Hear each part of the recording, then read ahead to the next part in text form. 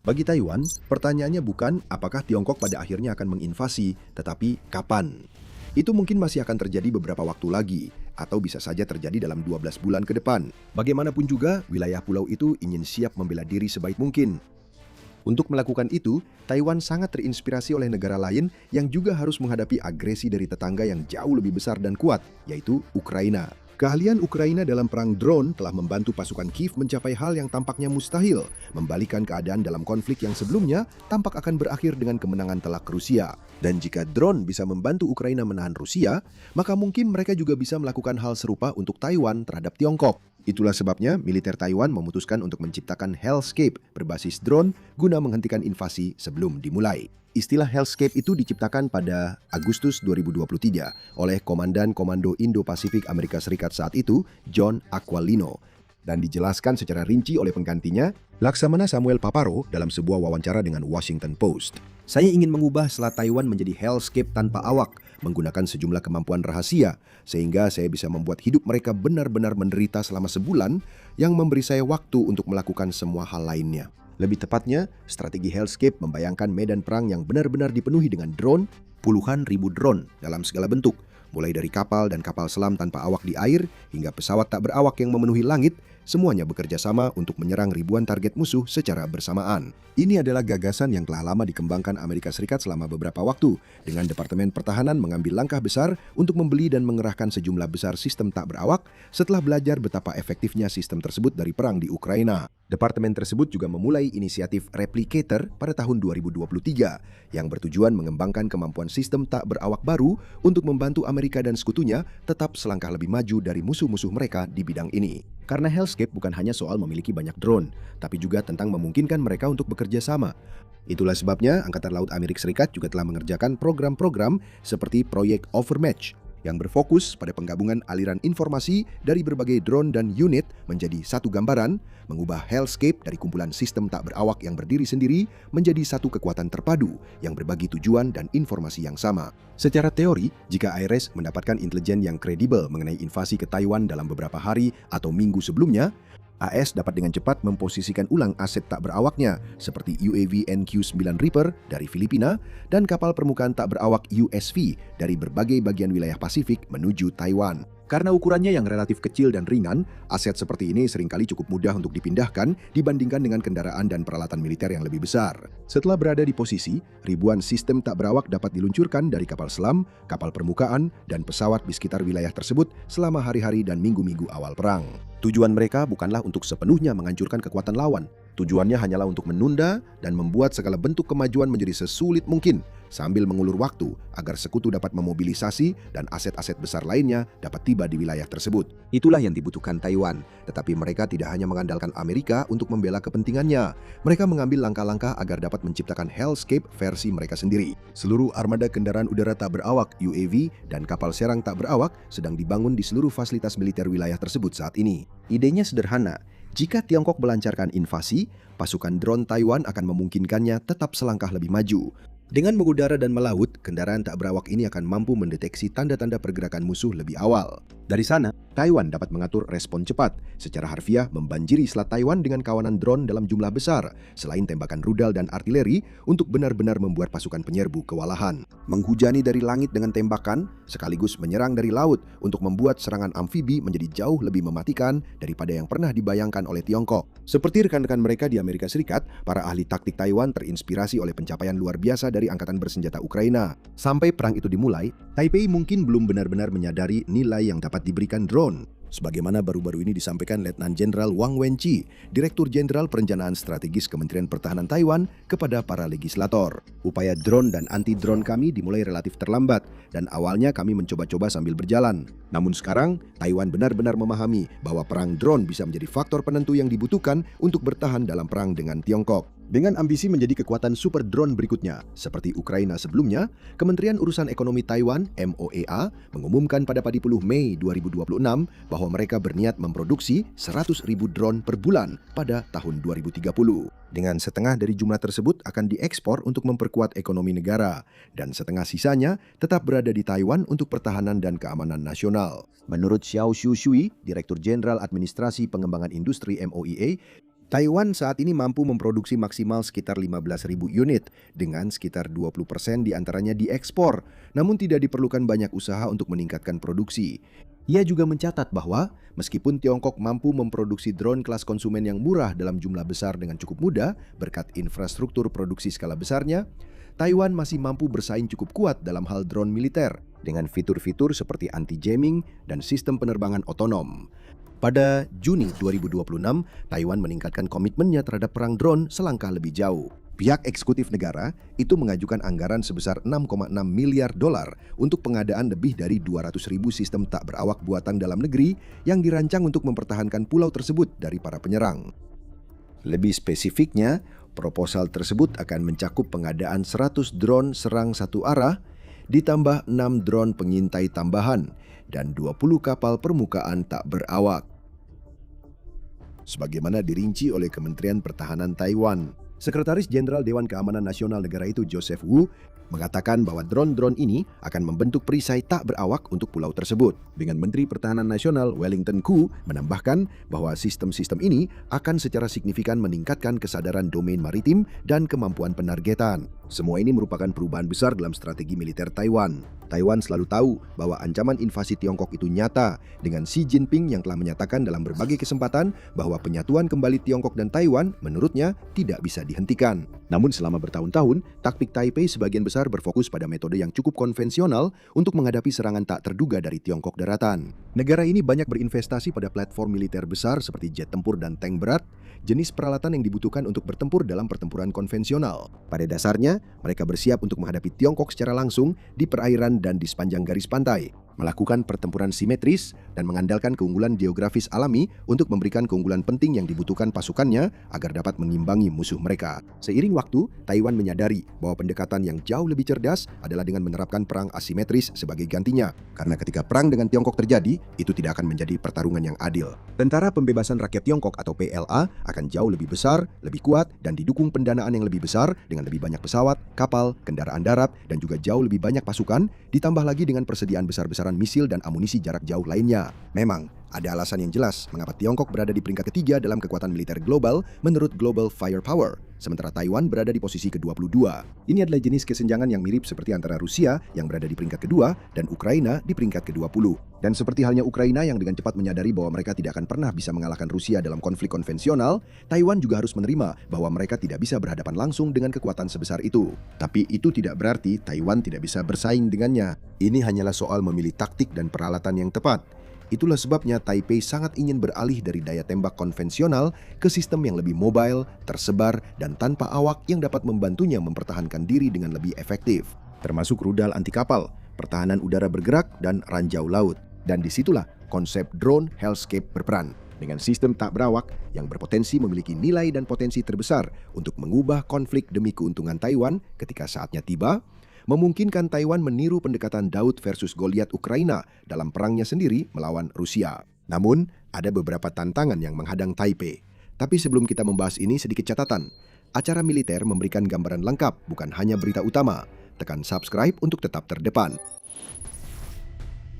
Taiwan mengambil langkah yang tepat. Sejak tahun 2022, melalui rencana peningkatan kekuatan tempur laut dan udara, Taiwan telah melakukan investasi besar-besaran pada jenis senjata dan peralatan militer yang dibutuhkan untuk menahan invasi Tiongkok. Taiwan juga jelas serius dalam peperangan drone. Bersama Mick Ryan, pensiunan Mayor Jenderal Australia, yang telah mempelajari secara mendalam strategi militer Ukraina dan Taiwan, menyatakan bahwa Taipei telah menyadari dengan jelas bahwa drone akan menjadi penting di semua ranah, di semua fase. Banyak perusahaan pertahanan Amerika seperti General Atomics dan Kratos telah menjual UAV untuk Taipei dan bahkan sedang dalam negosiasi untuk memulai upaya produksi bersama guna memperkuat pertahanan domestik pulau tersebut. Drone serang Altius yang juga dibuat oleh perusahaan Amerikas Anduril juga telah terlihat digunakan dalam latihan di Taiwan, dan drone MQ-9C Guardian juga tiba di wilayah tersebut pada bulan Juni. Namun, memperoleh drone hanyalah bagian pertama dari teka-teki ini. Masih ada 2 tantangan lagi yang harus diatasi sebelum perang pecah jika Taiwan ingin memanfaatkan kekuatan nirawaknya yang terus berkembang sebaik mungkin. Tantangan pertama adalah para tentara Taiwan harus belajar bagaimana bekerja dengan drone secara efisien. Ini adalah sesuatu yang sedang dikerjakan oleh banyak angkatan bersenjata di seluruh dunia saat ini. Mereka telah melihat betapa kuat dan berpengaruhnya drone di medan perang akibat peristiwa perang Rusia-Ukraina, dan mereka tidak ingin tertinggal. Banyak yang bahkan langsung menghubungi perusahaan pertahanan dan perencana taktis Ukraina untuk meminta saran dan wawasan tentang cara terbaik mengintegrasikan kendaraan tak berawak ke dalam operasi mereka. Dan jenis pelatihan seperti apa yang harus dibangun agar pasukan mereka bisa cepat menguasai teknologi baru ini. Ukraina harus mempelajari semua ini dengan cara yang sulit, di bawah tekanan dalam konflik nyata. Angkatan bersenjatanya tidak punya pilihan, tidak ada jeda, tidak ada waktu untuk bernapas. Mereka harus mencari tahu sendiri bagaimana drone bekerja dan bagaimana menggunakannya untuk mengacaukan operasi musuh secara improvisasi sambil menghadapi serangan bom setiap hari. Taiwan tidak memiliki itu. Di satu sisi, itu adalah hal yang positif. Artinya, pasukan Taiwan masih memiliki tingkat kebebasan tertentu dan waktu untuk belajar serta meningkatkan standar mereka. Di sisi lain, hal itu juga bisa menimbulkan rasa puas diri. Seperti yang dijelaskan oleh Su Xiaowang, seorang peneliti asosiasi di Institut Penelitian Pertahanan dan Keamanan Nasional di Taipei, ini sangat sulit karena mereka belum pernah mengalami ujian perang. Operasi militer garis depan Angkatan Darat harus mengalami perubahan total dari sebelumnya. Dalam perang Rusia-Ukraina, jika Anda menembakkan satu peluru, Anda tidak akan punya kesempatan untuk menembak yang kedua jika Anda hanya tetap berjajar di sana tanpa berpindah. Untungnya, para ahli taktik Taiwan tampaknya sangat ingin memastikan bahwa rasa puas diri tidak muncul. Memang, selama latihan militer tahunan Han Kuang di negara itu yang diadakan pada awal Agustus, para tentara sering terlihat bekerja dengan berbagai jenis sistem tak berawak. Militer negara itu mengundang para wartawan untuk mengamati program latihan militer selama 10 hari ini, dengan Mayor Jenderal Liu Wenyuan menegaskan bahwa angkatan bersenjata negara itu sedang dilatih tidak hanya dalam pengerahan drone, tetapi juga dalam melawan drone tersebut. Latihan terbaru juga melibatkan satuan-satuan yang bergegas mempertahankan pulau-pulau di lepas pantai timur Taiwan dengan menggunakan drone untuk memburu pasukan musuh. Dan selama latihan, Han Kuang, presiden negara tersebut Lai Ching-chingde, hadir untuk menyaksikan latihan lain yang melibatkan pasukan yang menguji 2 jenis prototipe drone serang. Di atas semua itu, Taiwan juga telah membentuk komando tempur khusus yang bertujuan untuk mengintegrasikan drone, artileri, dan rudal bergerak ke dalam perisai pantai yang luas untuk mempertahankan pulau dari ancaman Tiongkok. Semua ini adalah langkah ke arah yang benar, tetapi masih ada jalan yang harus ditempuh sebelum Taiwan bisa disejajarkan dengan Ukraina sebagai juara sejati dalam peperangan drone. Stacy Pettyjohn, peneliti senior di Center for a New American Security dan penulis studi terbaru tentang strategi perang drone Taiwan, telah mendesak para ahli taktik negara itu untuk tidak terlalu terfokus pada teknologinya. Daripada perubahan organisasi dan doktrinal yang sama pentingnya yang dibutuhkan untuk menerapkan konsep hellscape. Dengan kata lain, Taiwan perlu menemukan keseimbangan yang tepat antara berinvestasi dalam teknologi baru dan membeli drone dalam jumlah besar, sambil juga menyesuaikan praktik militernya untuk menggunakannya seefektif dan secerdas mungkin. Hanya dengan begitu, Taiwan akan berada dalam posisi di mana mereka dapat mencapai tujuannya untuk membuat serangan amfibi Tiongkok semahal mungkin dan membuat Beijing harus berjuang untuk setiap inci kemajuan melintasi Selat Taiwan. Sekarang, tantangan besar kedua yang perlu dihadapi Taiwan dalam beberapa bulan mendatang adalah memastikan mereka memiliki cukup persediaan drone serta kemampuan untuk memproduksi lebih banyak lagi saat invasi dimulai. Kenapa? Karena jika dan ketika Tiongkok benar-benar melancarkan invasi, sebagian besar strategi Beijing kemungkinan akan berfokus pada mengisolasi Taiwan secepat mungkin. PLA ingin memblokade pulau itu, menutup akses agar tidak ada bantuan dari luar yang bisa masuk. Itu berarti Taiwan mungkin tidak bisa mengandalkan Amerika dan sekutu lainnya untuk mengirimkan drone atau peralatan militer mereka sendiri guna membantu pulau itu mempertahankan diri. Pada dasarnya, Taiwan bisa berada dalam situasi di mana mereka hanya bisa mengandalkan diri sendiri. Dan jika itu terjadi, Taiwan akan membutuhkan sejumlah besar drone yang siap digunakan di udara dan di air segera, serta fasilitas produksi drone yang siap dan menunggu untuk memproduksi ribuan unit lagi dari lini produksi dalam beberapa hari dan minggu ke depan. Syukurlah, seperti yang disebutkan sebelumnya, para pemimpin Taiwan sudah mengidentifikasi kedua masalah ini sebagai prioritas utama. Memang kedua pihak dalam landscape politik negara ini sepakat sepenuhnya mengenai kebutuhan untuk memproduksi lebih banyak drone secepat mungkin. Memang, gesekan politik baru-baru ini menyebabkan kebuntuan anggaran selama 60 hari yang merupakan rekor baru. Tetapi kabinet menanggapi dengan meloloskan anggaran khusus 6 tahun sebesar 6,6 miliar dolar yang secara khusus ditujukan untuk mengamankan pengadaan drone dalam negeri. Yang terpenting adalah drone-drone tersebut bisa diproduksi. Dan itu sudah mulai terjadi. Produsen Taiwan seperti Thunder Tiger sudah bergerak maju dalam merancang dan mengembangkan model-model baru untuk membantu negara mencapai ambisi militernya. Perusahaan Amerika seperti Shield AI juga berperan aktif dalam membantu mereka. Taiwan juga menjual semakin banyak drone setiap tahunnya karena mereka bertujuan untuk menjadi pemain utama di sektor ini dan membawa dana yang sangat dibutuhkan ke sektor pertahanan pulau tersebut. Hanya dalam 3 bulan pertama tahun 2026 saja, misalnya, Taiwan mengekspor drone senilai 115 juta dolar. Itu lebih banyak daripada yang berhasil mereka capai sepanjang tahun 2025. Banyak dari drone ini telah dijual ke Republik Ceko, tetapi beberapa juga berakhir di tempat-tempat seperti Polandia dan bahkan Ukraina. Taiwan juga meningkatkan ekspor komponen drone seperti motor dan peralatan optik karena mereka memposisikan diri sebagai alternatif yang lebih dapat dipercaya dan diandalkan dibandingkan Tiongkok. Negara-negara demokratis yang ingin berinvestasi dalam teknologi drone tanpa langsung mengirimkan uang mereka ke Beijing. Seperti yang dijelaskan oleh Michael Robbins, Presiden Asosiasi Sistem Kendaraan Tak Berawak Internasional, Taiwan berada di pusat salah satu persaingan industri dan strategis terpenting di zaman kita. Ini adalah salah satu dari sedikit tempat yang mampu memproduksi komponen drone terpercaya dalam skala besar.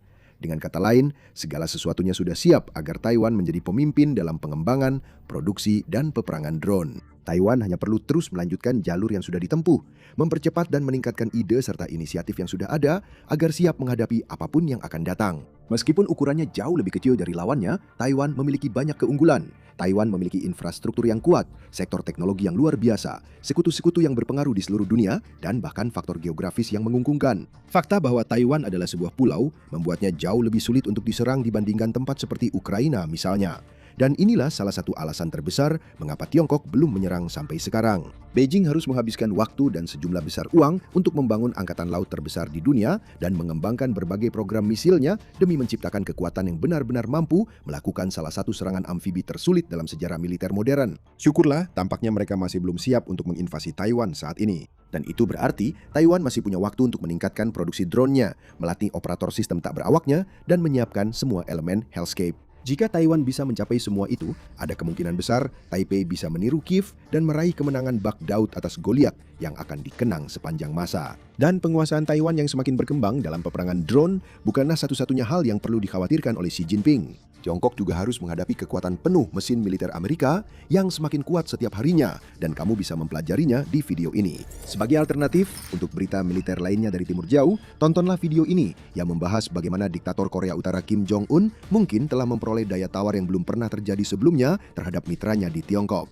Dan terakhir, jangan lupa untuk berlangganan acara militer untuk mendapatkan berita terbaru dan analisis mendalam tentang berita-berita besar militer terbaru dari seluruh dunia.